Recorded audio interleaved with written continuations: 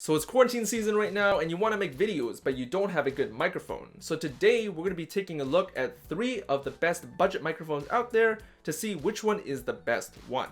Our first microphone is the $18 Newer condenser mic, and I'm going to be extensively focusing on this microphone because it's of newer quality and because I don't have a separate review for it, and people are going to be gravitating more towards this microphone because it's cheaper for $18 and it has that newer build quality.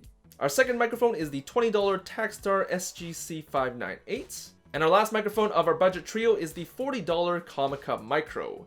And you've probably seen the Comica V30, which is of a similar price, but from my previous comparison videos of these sound qualities, the Comica Micro actually comes out on top.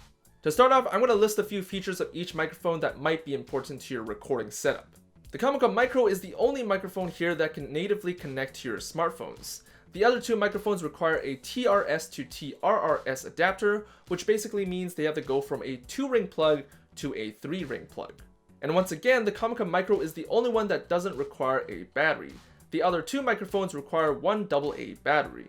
While the Comica Micro only has 1 mode to record in, the Takstar microphone has 2 options. You have bass boost as well as a plus 10 decibel gain option. While the newer microphone over here, you have a regular switch for normal recording, and then you have a tele setting, which basically increases the gain so that you can record further distances. So the newer microphone also comes with a few accessories that are pretty good. For example, you have a hot shoe microphone holder, which means you can mount this microphone onto your cameras without having to find an extra third-party accessory to hold the microphone. And you also get this default microphone stand to hold the microphone as well if you're gonna put it on a mic arm or something. For cable management, the Comica Micro comes with 2 cables, one for your smartphones and one for your cameras. The newer microphone comes with 1 XLR to 3.5mm jack. And the Takstar here has a non-removable coil cable, but it does have a shock mount connected to it. All these microphones have foam covers, but the Comica Micro is the only one that comes with a dedicated windsock included. When it comes to recording audio, you want to make sure that your device's settings work well with the microphone, because each microphone has a different sensitivity, so you might have to increase your sensitivity on your camera or decrease it.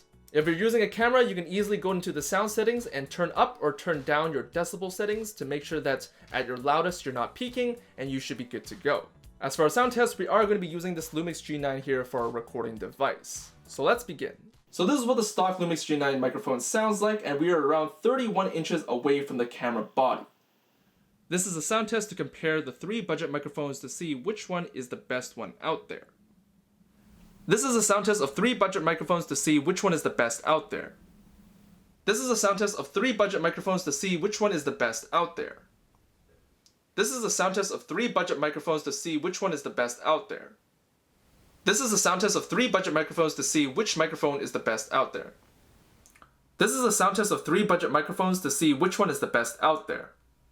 So this is what the newer mic would sound like if you were to use it on your computer, and this is at 100 microphone volume as well as the normal mode on the newer mic, and this is what it would sound like. The volume is definitely lower than all the other microphones, and that's kind of expected if you're gonna get some kind of close range microphone. And then if you were to turn it up to the tele mode, you get a little boost increase, you get a little more gain, so you hear more of your surroundings a little more. So that would be the computer fans down below. And it sounds pretty good, but you want to make sure that you change the audio from mono to stereo because this microphone does use mono to record. So you basically have to do a little bit of tinkering before the audio is actually good, but that's just switching the audio from mono to stereo, and that's pretty simple. So what do you guys think about the 3 budget microphones? Which one's your favorite sound test? I personally think the Comica Micro has the best overall balanced sound recording, but it also can only do so much in terms of directional because it's so small. The microphone is a little further away from the audio source, which means you're going to be picking up more of the outer surround sounds and not of the subject, which kind of sucks. But if that's what you're going for, it'll work great for you. It's also compatible with all your devices straight out of the box, and it comes with a dedicated windsock for outdoor shooting, but it's also the most expensive.